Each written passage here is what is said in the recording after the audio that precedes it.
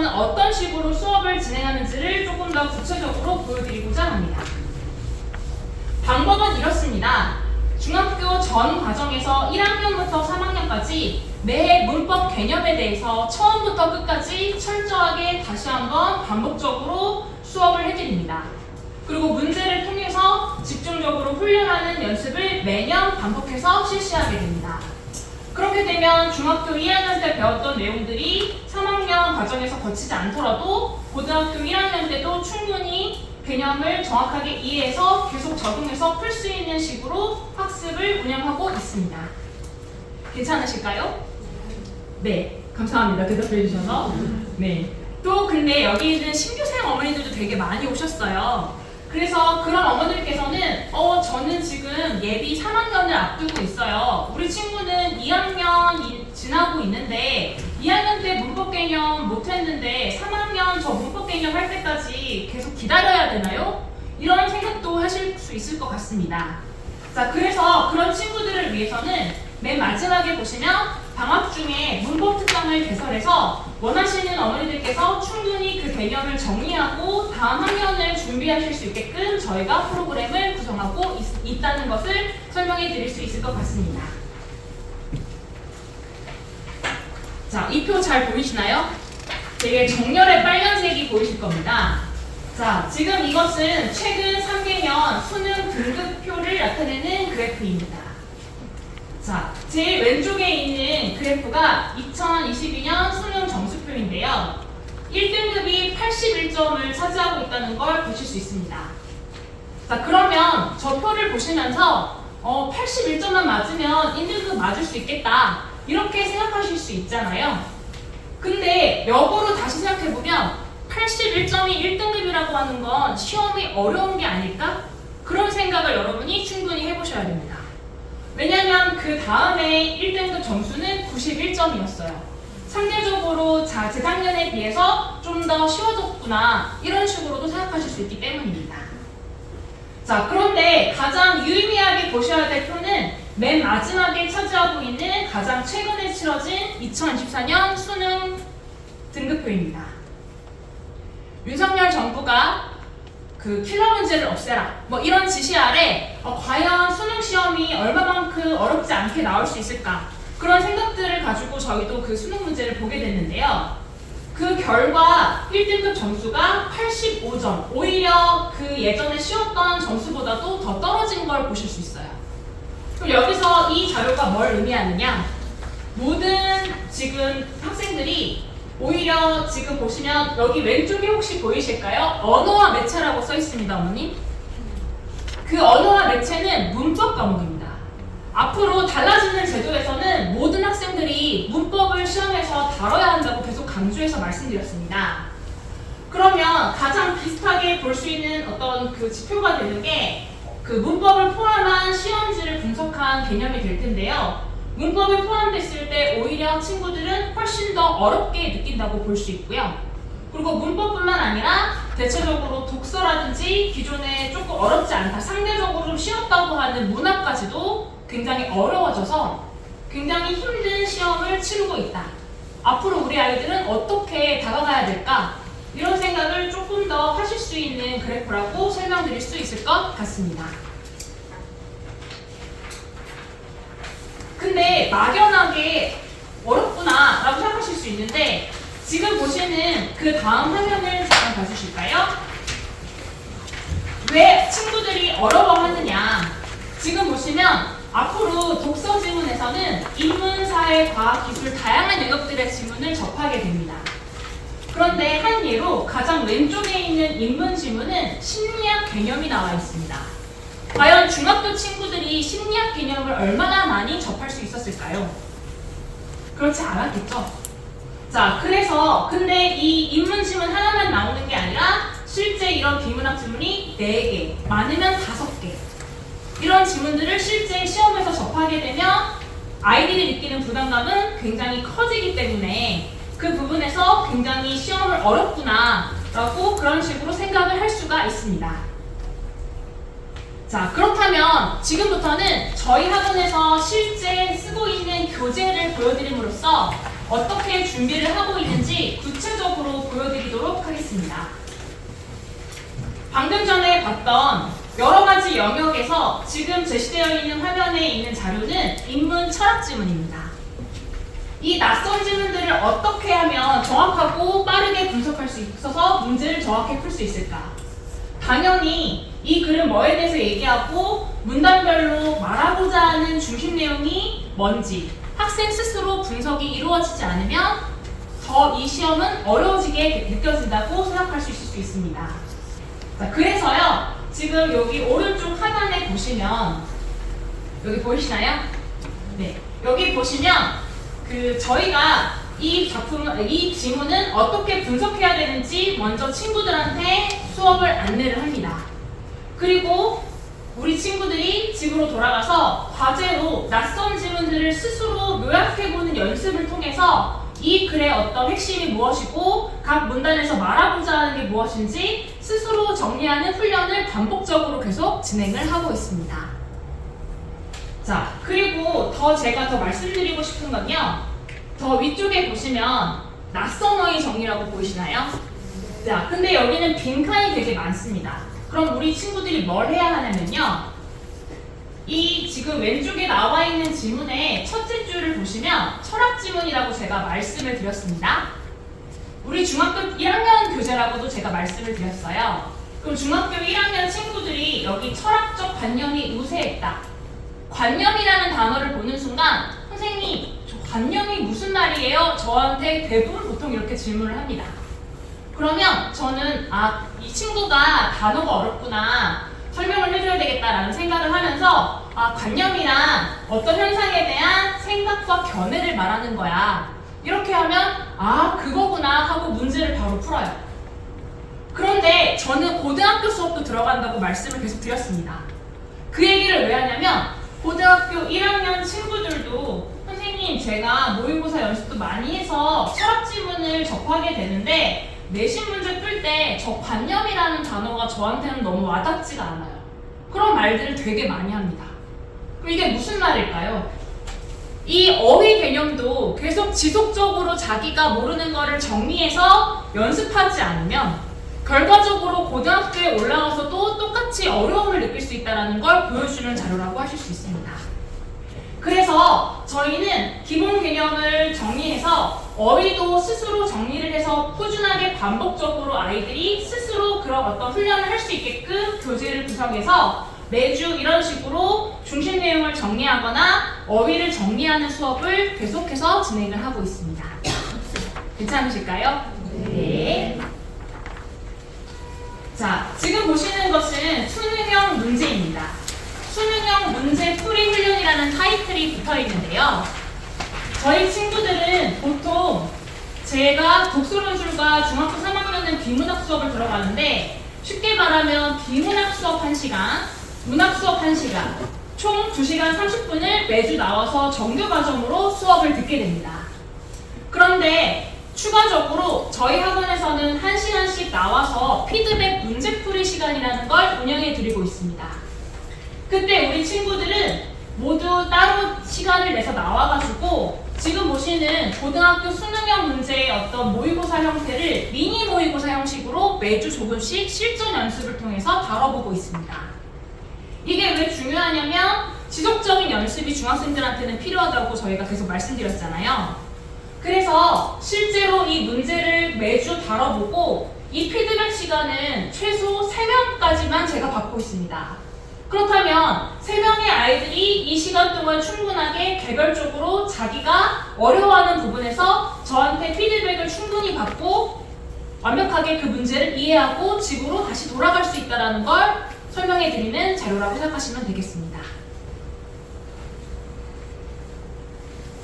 자, 지금까지 살짝 다음으로 넘어가기 전에 정리를 해드리면요.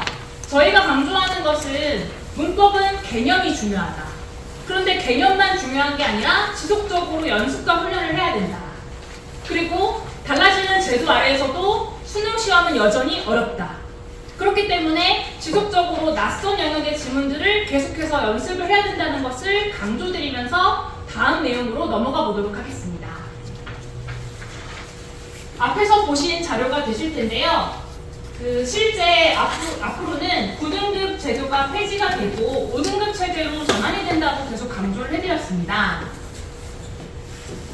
그래서 보통 친구들이 자기가 어떤 최상위급 대학에 가고 싶다 이런 생각들을 막연하게 할 수가 있는데요.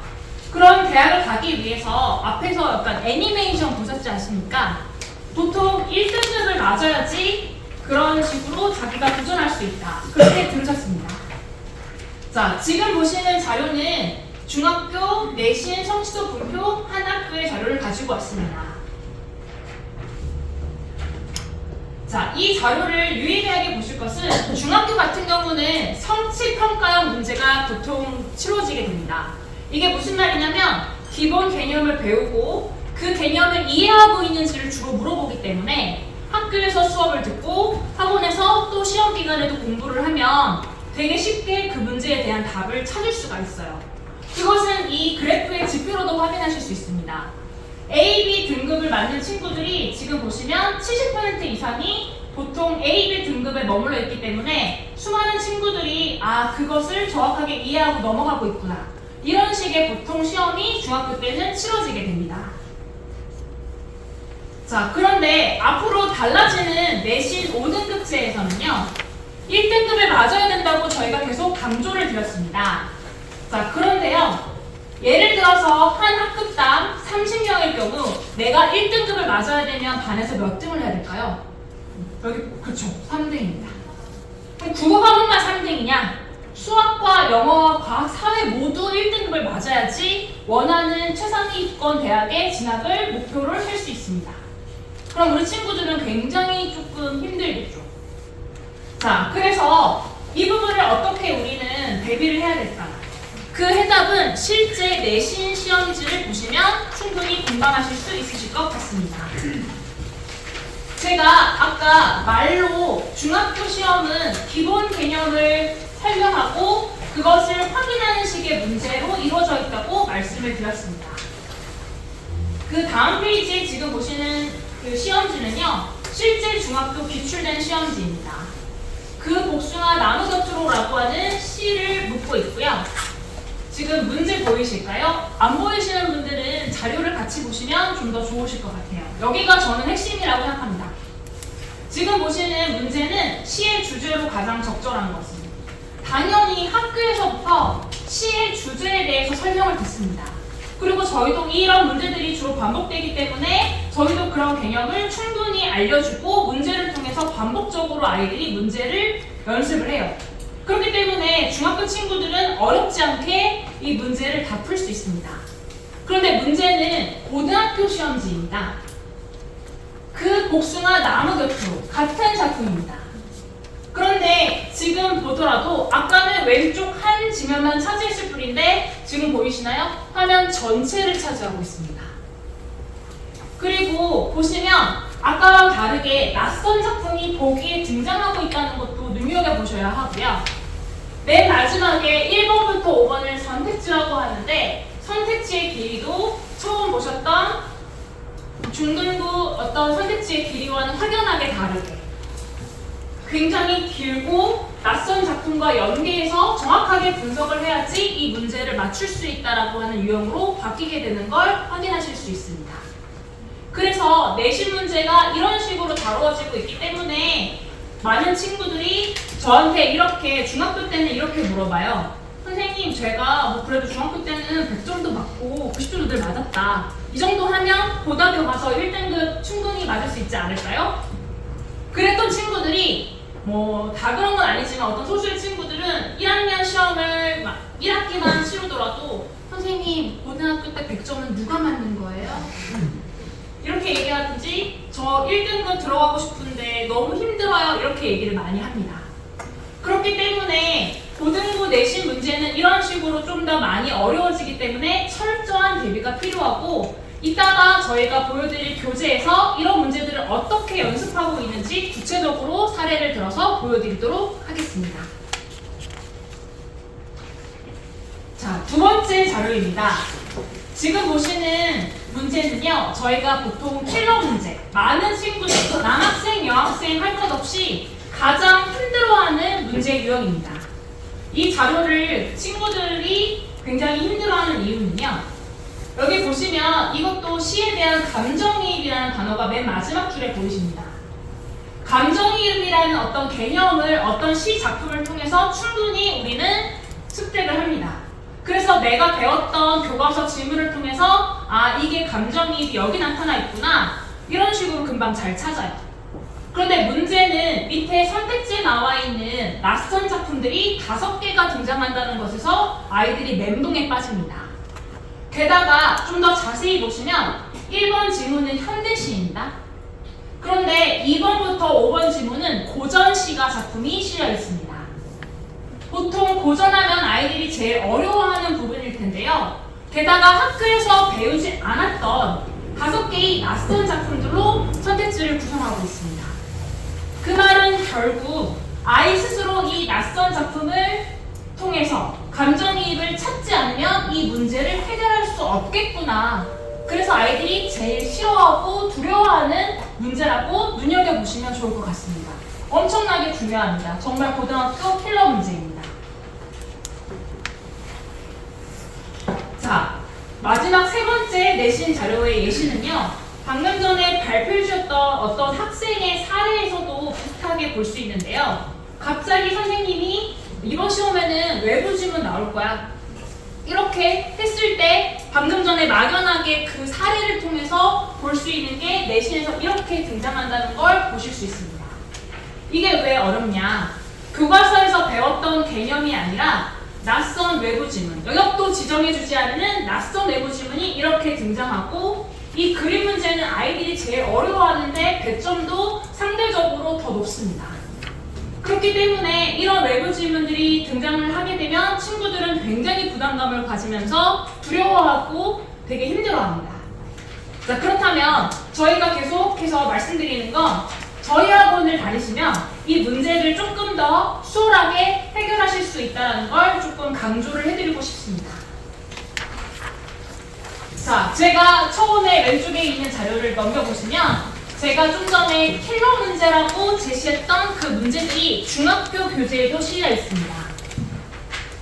그렇기 때문에 교재에서 시 문학 작품을 배우고 나서 아이들 스스로 낯선 5작품, 심지어 여기 보시면 5작품이 고등학교 때 배우는 고전시가 작품입니다.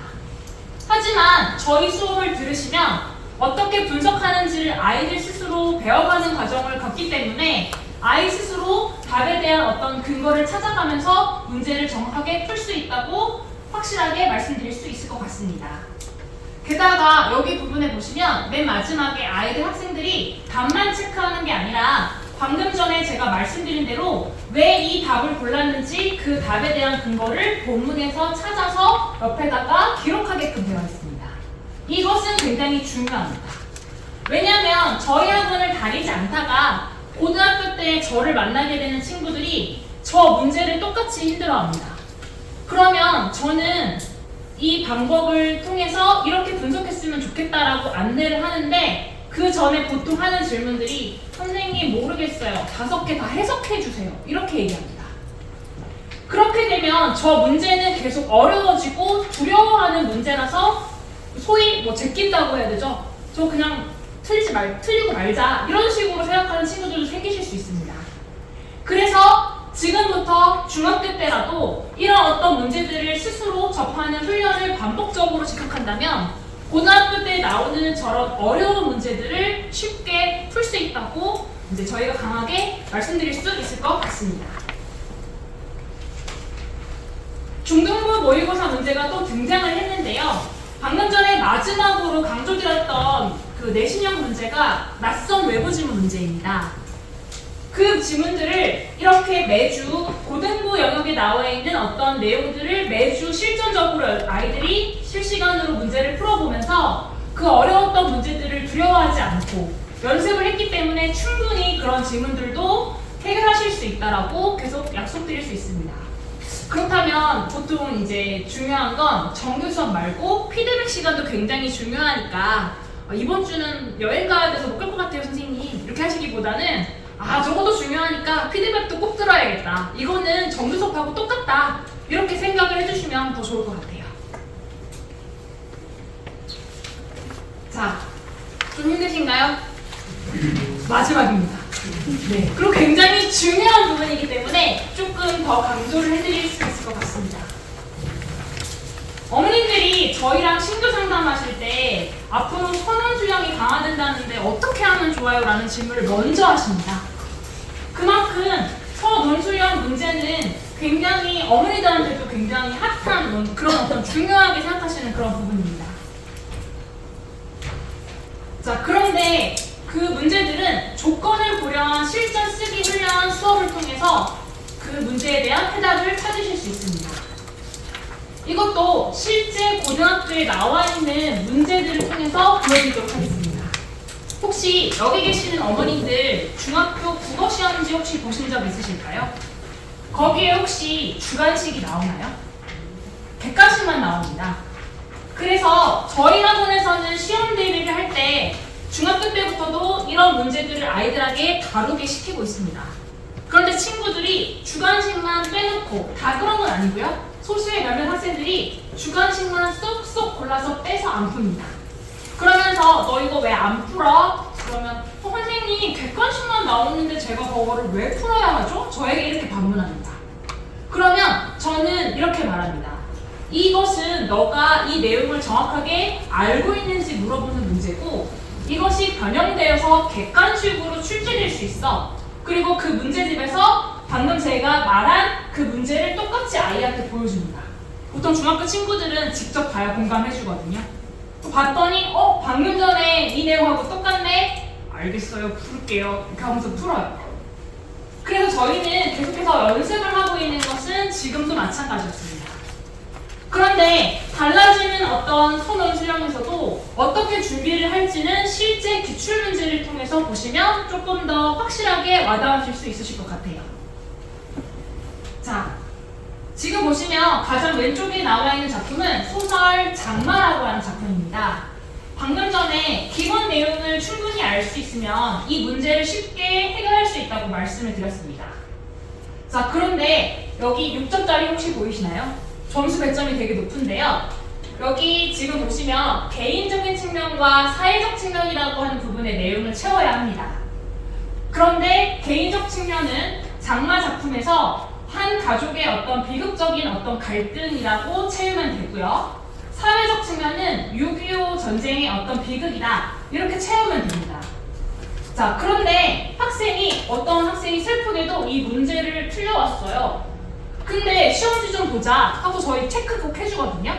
근데 시험지에 방금 전에 제가 답으로 제시한 내용들이 그대로 써져 있었어요. 근데 그 친구를 왜 틀렸을까요?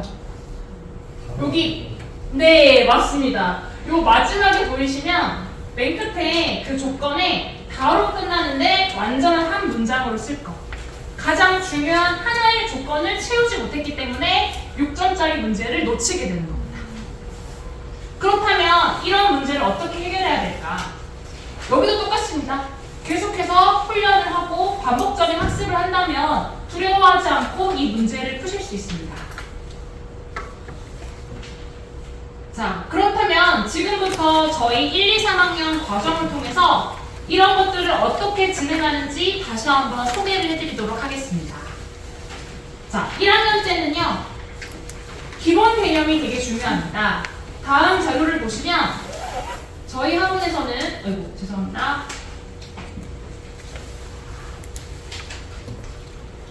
네, 기계가 좀 약해가지고요. 죄송합니다. 네.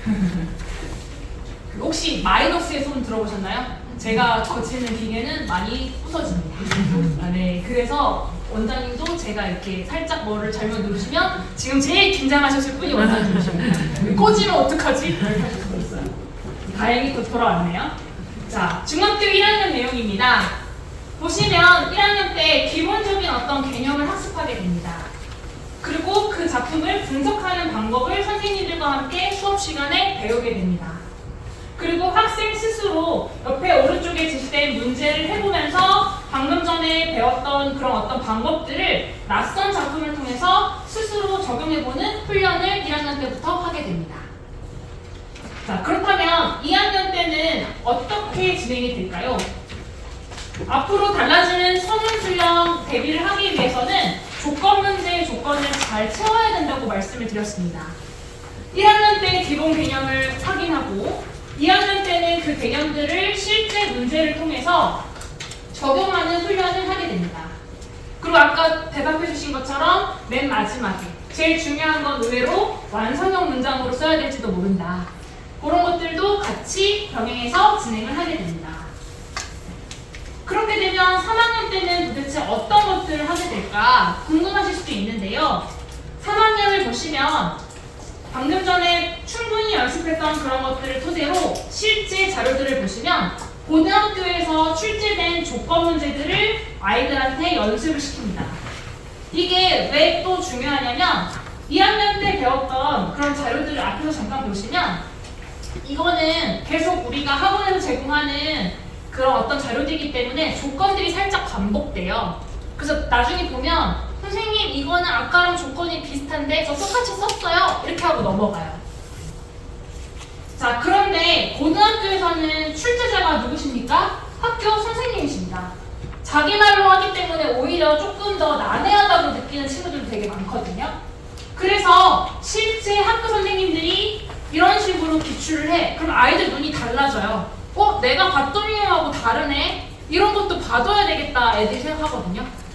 그래서 이런 식으로 실제 기출된 문제들을 아이들에게 적용함으로써 중3에서는 그런 어떤 실전 훈련을 계속해서 하고 있다고 말씀을 드릴 수 있을 것 같습니다. 자, 마지막 페이지인데요, 여러분. 마지막으로 정리해드리겠습니다.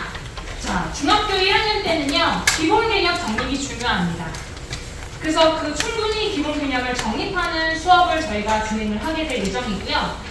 2학년 때는 그 개념을 바탕으로 적용과 활용하는 문제들을 충분히 연습을 통해서 배우게 됩니다. 그리고 마지막 중3 때는 실제 출제된 기출 자료를 분석을 해서 실전에 조금 더 근접한 대비를 충분히 하고 있다고 이제 강하게 말씀드릴 수 있을 것 같습니다.